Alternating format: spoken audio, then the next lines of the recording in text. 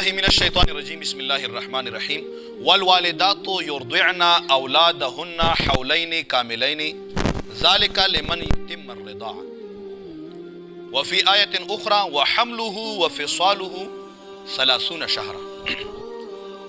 یو مسله دا او هغه مسله دا دو چې آیا ماشوم یا ماشومې له به خپله مور څومره وخته پورې شوده ورکوي. یقینا ناظرینو کتونکو چې دا یو مهمه مسله ده. عمومي طور باندې خو مسله دا ده چې 2 کاله به ماشوم او ماشومې له یو مور پی او شوده ورکوي. خو که چیرته بیا امام اعظم ابو حنیفه رحمت الله علیه فرمایي چې که چیرته یو ماشوم یا ماشومه کمزوري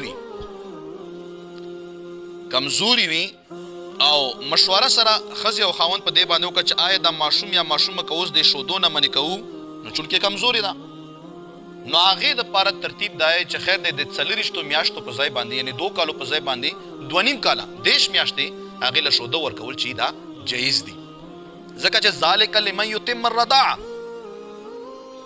او دویمه خبره پکې دا ده چې د 10 میاشتو نه بعد او که صحتمند خو 2 کالو پرې پکار دی 10 میاشتو نه بعد یعنی 2.5 کالو نه بعد که چېرته یو مور بچی یا بچی ته شوده ورکوي نو بیا شوده ورکول دا هغې دپاره حرام دی. حرام نو چې کله حرام شول نو دا ګناه کبیره شو.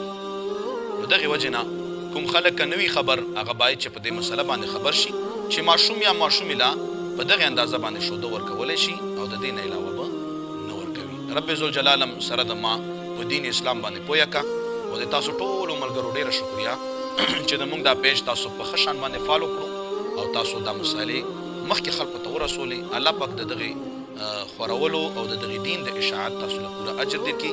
آمین یا رب العالمین.